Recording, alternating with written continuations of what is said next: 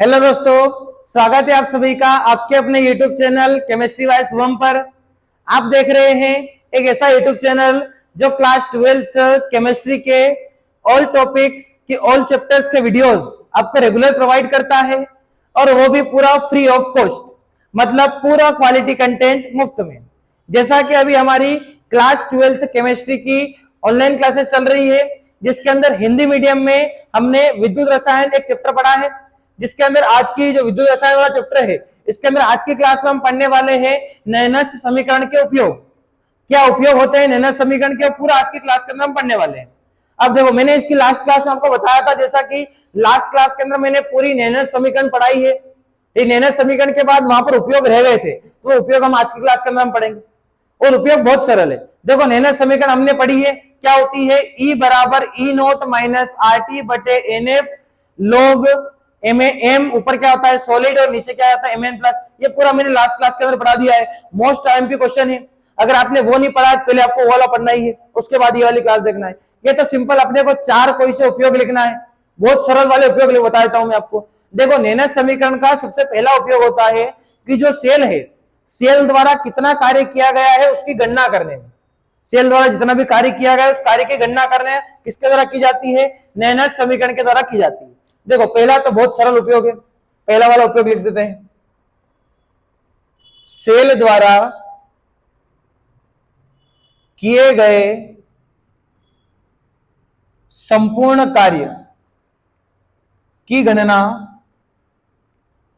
की जा सकती है। सेल द्वारा किए गए संपूर्ण कार्य की गणना की जा सकती है। किसके द्वारा की जा सकती है, नैनस समीकरण के द्वारा की जा सकती है। इसके लिए एक सूत्र भी होता है, यहां सूत्र लिखता हूं मैं। सूत्र होता है W मैक्स बराबर होता है NF E not cell, NF E not cell. देखो, यहां पर इनके बारे में लिखता हूं इधर। W मैक्स का मतलब हो जाएगा संपूर्ण कार्य, लिखता हूं सेल द्वारा किया गया कार्य, सेल द्वारा किया गया संपूर्ण कार्य। ये हो गया W का मतलब। फिर अगला होता है N। N का मतलब मैंने पिछली क्लास के अंदर बता दिया है। N का मतलब होता है अभिक्रिया में भाग लेने वाले इलेक्ट्रॉनों की संख्या, अभिक्रिया में भाग लेने वाले इलेक्ट्रॉन की संख्या। फिर आगे अगला वाला क्या दिया, F। F का मतलब होता है फेराडे नीतांक, फेराडे नीतांक। इसका मान होता है 1 फेराडे बराबर होता है 96,500 कूलम। ये फिक्स वैल्यू होती है। 1 फेराडे का मान कितना होता है, 96,500। इसके अगली क्लास के अंदर हम फेराडे के नियम के बारे में पढ़ने वाले। अगली क्लास के अंदर मैं बताऊंगा विद्युत अपघटन, और विद्युत अपघटन पर फेराडे ने 2 नियम दिए थे। फेराडे का पहला नियम, फेराडे का दूसरा नियम। दोनों नियम आगे वाली आने वाली क्लास में हम पढ़ने वाले हैं, ठीक। उसके अंदर पता चलेगा आपको ये वैल्यू कैसे आई है। फिर आगे देखो, ई not cell. E not cell का मतलब होता है सेल विभव, या इसको बोल सकते हैं सेल का विद्युत वाहक बल, ठीक। या डायरेक्ट सेल विभव बोल सकते हैं। तो मैंने डायरेक्ट क्या लिख दिया, यहाँ पर सेल विभव लिख दिया। बस, अगर आपको ये W अपने को कार्य निकालना है तो क्या चाहिए, अभिक्रिया में भाग लेने वाले इलेक्ट्रॉन की संख्या चाहिए। F का मतलब फेराडे नीतांक, तो ये तो फिक्स वैल्यू है, ये तो चाहिए ही नहीं, ये तो पढ़ा है, ठीक। फिर अगला ई नोट सेल, तो ये भी वैल्यू चाहिए। तो ये N की वैल्यू, ई नोट सेल की वैल्यू आपको क्वेश्चन में दी रहेगी। अगर आपको कभी इसका सवाल आ जाए तो N की वैल्यू और ई नोट सेल की वैल्यू क्वेश्चन में दी रहती है। ये दोनों वैल्यू दी रहती है, आपको F की वैल्यू रखना है 96,500 और यहाँ पर आंसर निकाल देना है। तो पहला वाला हो गया। सेल द्वारा किए गए संपूर्ण कार्य की गणना हम किसके द्वारा कर सकते हैं, नैनस समीकरण के द्वारा कर सकते हैं। अब सर सेकंड वाला और सरल है। सेकंड वाला लिखते हैं, सेल द्वारा संपूर्ण, सेल के लिख दो, सेल के संपूर्ण मुक्त ऊर्जा परिवर्तन की गणना की जा सकती है। सेल के संपूर्ण मुक्त ऊर्जा परिवर्तन की गणना की जा सकती है। अब ये सर मुक्त ऊर्जा क्या है, परिवर्तन क्या है। देखो, मुक्त ऊर्जा का मतलब होता है जो सेल के अंदर एक एनर्जी होती है फिक्स, उसको हम बोल सकते हैं मुक्त ऊर्जा। सेल के अंदर फिक्स एनर्जी होती है, उसको हम बोल सकते हैं मुक्त ऊर्जा। उसकी गणना कर सकते हैं। बाकी मुक्त ऊर्जा बहुत बड़ा कॉन्सेप्ट होता है, ठीक है, इसको समझने के लिए बहुत 11th के अंदर पूरा डिटेल में पढ़ाते हैं इसको। अभी यहाँ पर आपको एक सिंपल याद रखना है, मुक्त ऊर्जा का मतलब होता है जो सेल के अंदर एक फिक्स एनर्जी होती है, उसको मुक्त ऊर्जा बोल सकते हैं। अब देखो यहाँ पर क्या होता है, मुक्त ऊर्जा को लिखते हैं जी से, और यहाँ पर क्या होता है, मुक्त ऊर्जा परिवर्तन है, हम क्या लगाते थे, डेल लगाते हैं, ठीक। और यहाँ पर एक और लिख देना, सेल के संपूर्ण मानक मुक्त ऊर्जा परिवर्तन, सेल के संपूर्ण मानक मुक्त ऊर्जा परिवर्तन। अब सर मानक का मतलब क्या है, मानक का मतलब ऊपर नोट लग जाएगा। मानक का मतलब 3 परिस्थिति होती है, आपको लास्ट क्लास में बताया है। मानक का मतलब ताप होता है 298 केल्विन, दाब होता है 25 डिग्री सेल्सियस, सांद्रता होती है 1 मोलर, ये मानक परिस्थिति होती है। बस यहाँ पर मानक परिस्थिति रहेगी तो हमने क्या लगा दिया, मानक लगा दिया। जैसा कि विद्युत अपना नेनस समीकरण के अंदर मानक परिस्थिति होती है, तो मानक परिस्थिति लगा दी। फिर आगे अब इसका फॉर्मूला क्या होता है, अगर आपको ये याद है तो इसमें माइनस लगा दो, ये बन गया इसका फॉर्मूला। कुछ नहीं करना है, ये जो कार्य का फॉर्मूला होता है इसी को माइनस में लिख दो, तो क्या आ जाएगा, मुक्त ऊर्जा परिवर्तन आ जाएगा। मतलब जो कार्य किया है उसको माइनस में लिख दो, जो वैल्यू आई है इसको माइनस में लिख दो, तो क्या आ जाएगी, मुक्त ऊर्जा परिवर्तन आ जाएगी।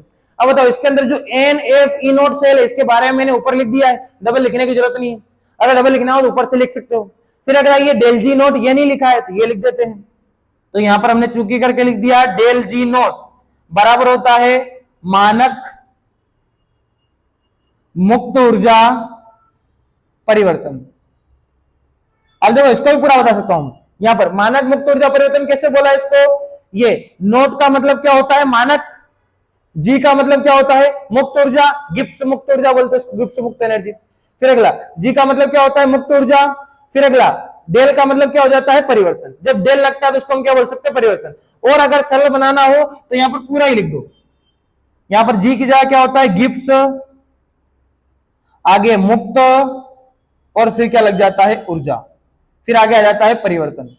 तो इस पूरे को हम क्या बोल सकते हैं, मानक गिब्स मुक्त ऊर्जा परिवर्तन।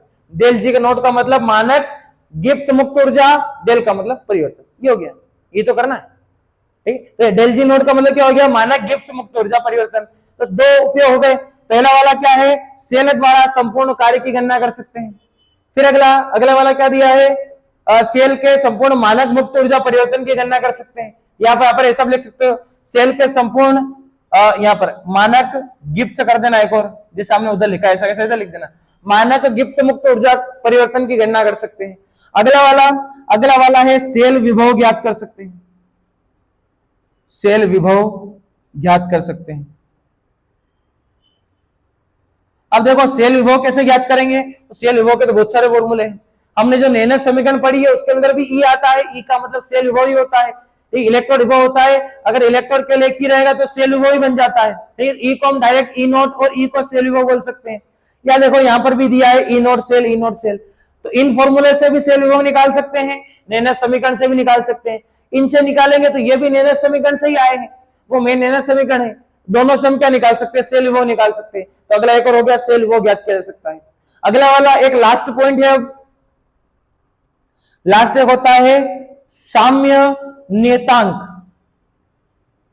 साम्य नियतांक की गणना की जा सकती है, साम्य नियतांक की गणना की जा सकती है। इसके लिए एक फॉर्मूला होता है, साम्य नियतांक की गणना करने का फॉर्मूला होता है E बराबर 0.0591 अपॉन में n, इधर आ जाता है log बेस 10 और एक आ जाता है केसी। ये पूरा फॉर्मूला होता है साम्य नियतांक ज्ञात करने का। यहां पर केसी का मतलब है साम्य नियतांक, केसी का मतलब क्या होता है, साम्य नियतांक होता है। तो साम्य नियतांक हम किसके द्वारा ज्ञात कर सकते हैं, इसके द्वारा। ये ई का मतलब क्या होता है, सेल विभव, तो सेल विभव दिया है, इसको पूरा ऐसे कैसे लिख दो, आपको ऊपर समझ में दिक्कत नहीं आएगी। यहां पर लिख देना ई not cell, E not cell बराबर एक फॉर्मूला होता है माइनस का 0.0591 बटे में n log बेस 10 और आगे क्या जाता है, केसी आ जाता है। तो केसी का मतलब होता है साम्य स्थिरांक, तो ये भी हम इस फॉर्मूले से निकाल सकते हैं। तो ये बन गए नेनस समीकरण के 4 उपयोग। ज्यादा आपके एग्जाम के अंदर 4 नंबर में आ सकता है। पहला वाला क्या है, जो सेल द्वारा कार्य होगा उसको हम किसके द्वारा देख सकते हैं, नेनस समीकरण के द्वारा। नेनस समीकरण के द्वारा सेल द्वारा किए गए कार्य की गणना कर सकते हैं। अगला, सेल के अंदर जितना भी मुक्त ऊर्जा परिवर्तन होगा वो भी किसके द्वारा गणना कर सकते हैं हम, नेनस समीकरण के द्वारा। फिर अगला, सेल द्वारा कितना विभव बनेगा वो भी किसके द्वारा देख सकते हैं, नेनस समीकरण के द्वारा। फिर अगला, सेल के अंदर एक स्थिरांक होता है साम्य स्थिरांक, नेनस समीकरण के अंदर बनता है साम्य स्थिरांक का मतलब केसी, इसकी भी गणना हम किसके द्वारा कर सकते हैं, नेनस समीकरण के द्वारा कर सकते हैं। ये इसका फॉर्मूला भी है, मैंने आपको सभी के फॉर्मूले भी लिखवा दिए कैसे गणना हो सकती है। इसकी गणना इस फॉर्मूले से, इसकी गणना इस फॉर्मूले से। सेल विभव, तो यहाँ पर ये रहा सेल विभव, ये रहा सेल विभव, नेनस समीकरण के अंदर भी होता है सेल विभव, तो इससे क्या निकाल सकते हैं, सेल विभव निकाल सकते हैं। साम्य स्थिरांक, तो ये साम्य स्थिरांक केसी, साम्य स्थिरांक निकाल सकते हैं। अगर आपको ये वाली वैल्यू पता है और अगला यहाँ पर क्या है, एन की वैल्यू पता है, तो आप डायरेक्ट क्या निकाल सकते हो, कैसे निकाल सकते हो, ये बन गया पूरा। यही तो अपने को बनाना था। तो नेनस समीकरण के उपयोग आज की क्लास में खत्म हो गए हैं। अगली क्लास में हम पढ़ेंगे विद्युत अपघटन के बारे में। विद्युत अपघटन पर जो एक वैज्ञानिक था फेराडे ने दो बहुत महत्वपूर्ण आईएमपी नियम दिए थे, जिनका नाम है फेराडे का पहला नियम है, एक फेराडे का दूसरा नियम है। वो पूरे नियम अगली क्लास के अंदर पढ़ने वाले हैं। पहले अगली क्लास के अंदर विद्युत अपघटन के बारे में पढ़ेंगे, फिर विद्युत अपघटन के बाद फेराडे का जो पहला नियम था जो विद्युत अपघटन के ऊपर दिया गया था वो वाला नियम पढ़ेंगे। फिर अगला नियम जो सेकंड नियम वो विद्युत अपघटन के ऊपर दिया गया था वो वाला नियम पढ़ेंगे। तो अगर आपको ऐसे ही रेगुलर सारी क्लासेस देखना है तो आज ही आपके अपने चैनल केमिस्ट्री बाय शुभम को सब्सक्राइब करना है और साथ में वीडियोस को लाइक भी करना है और अपने दोस्तों तक शेयर भी करना है। Thank you.